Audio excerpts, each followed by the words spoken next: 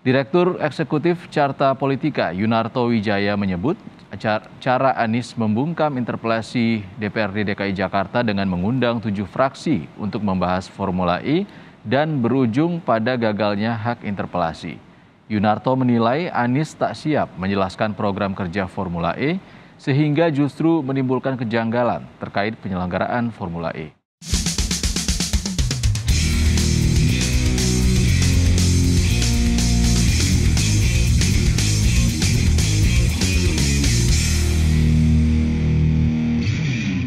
Saya juga awalnya nggak paham kalau ada gelaran balap mobil internasional seperti Formula E atau Formula Elektrik itu. Kalau nggak ada ribut-ribut kemarin sampai ada interpelasi segala. Saya berterima kasih sama Anies Baswedan karena gara-gara dialah saya akhirnya baca-baca tentang Formula E. Formula E itu adalah ajang balap mobil listrik yang diharapkan ke depannya akan menyaingi balapan mobil yang sudah terkenal di seluruh dunia seperti Formula One. Kalau Formula One sih kita kenal, di sana ada nama-nama legendaris seperti Michael Schumacher, Niki Lauda, Kimi Räikkönen, dan banyak lagi. Formula One juga jadi ajang pamer mesin mobil untuk menaikkan brandnya. Siapa sih coba yang nggak kenal brand seperti Ferrari, McLaren, Mercedes-Benz, dan brand-brand besar itu besarnya di Formula One. Saya nanya sama teman yang sering nonton Formula One di luar negeri. Apa sih menariknya nonton langsung balapan mobil-mobil super itu? Dia bilang, wah bro, nonton langsung balapan Formula One itu punya sensasi tersendiri. Terutama dengar suara raungan mesinnya yang bikin kuping kita budek. Lama-lama jadi kecanduan dengar suara mesinnya. Itu mungkin yang bikin saya selalu berusaha nonton balapan Formula One, katanya. Waktu saya tanya lagi, pernah nggak sih lu bro nonton langsung balapan Formula Elektrik? Dia ketawa, gak pernah. Tapi pasti lucu ya, soalnya biasanya mobil elektrik itu suaranya minim banget. Gak keras dan gak meraung seperti mobil dengan bahan bakar minyak. Apa asiknya nonton balapan mobil gak ada suaranya? Begitu kata dia. Akhirnya saya bisa menyimpulkan kenapa beberapa brand mobil yang awalnya ikut meramaikan Formula E seperti Mercedes-Benz, Audi, dan BMW akhirnya mundur dari ajang balap Formula E. Mereka juga akhirnya merasakan tidak mendapatkan sensasi dari balap Formula Elektrik. Mercedes-Benz lebih fokus ke Formula One karena di sana mereka lebih dapat sensasi membangun mesin-mesin dengan kapasitas besar, bukan mesin yang hemat energi. Audi juga akan fokus ke rally Dakar. Tapi kalau kita membaca lebih dalam lagi, sebenarnya kepergian BMW dan Audi dari Formula Elektrik adalah karena mereka tidak melihat penyelenggaranya membuat tontonan balapan ini menarik.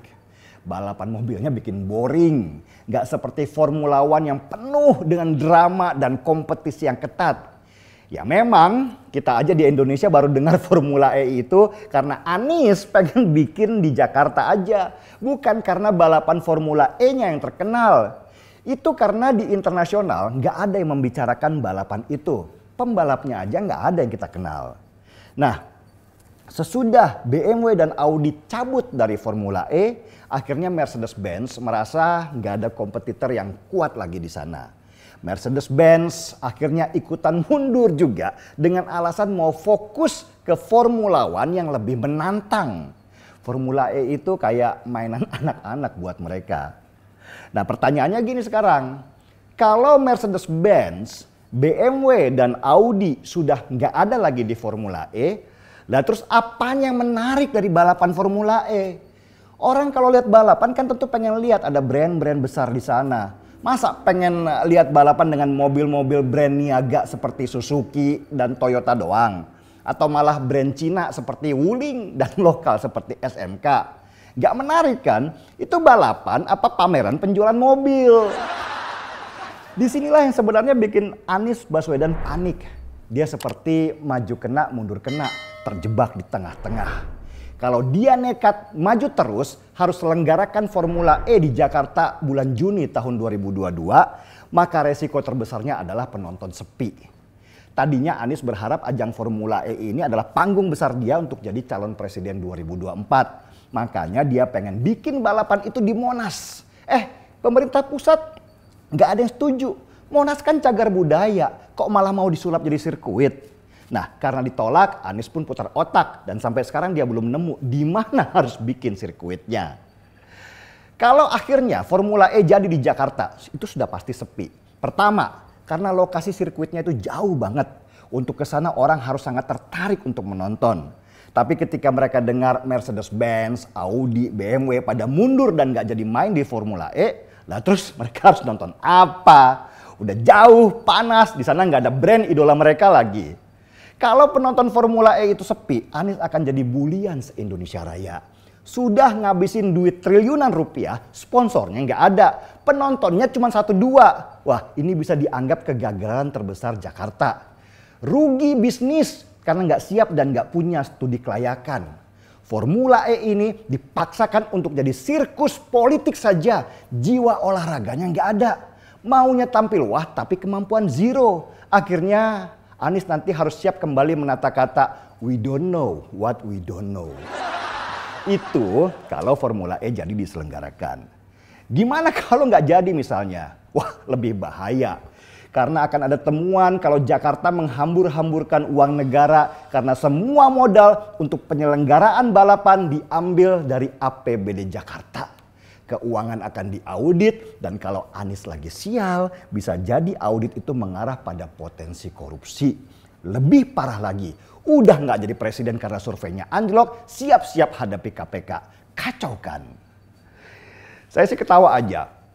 Mau terselenggara atau tidak Formula E, situasi ini tetap akan membuat nama Anies Baswedan buruk. Dan itu adalah upah dari seorang pemimpin yang lebih mementingkan citra daripada kerja. Citra yang diharapkan bisa melambungkan namanya, bisa-bisa malah membelit namanya. Yang sabar ya Pak Anies Baswedan. Seperti kata pepatah, kegagalan adalah sukses yang tidak kunjung tiba. Seruput kopinya.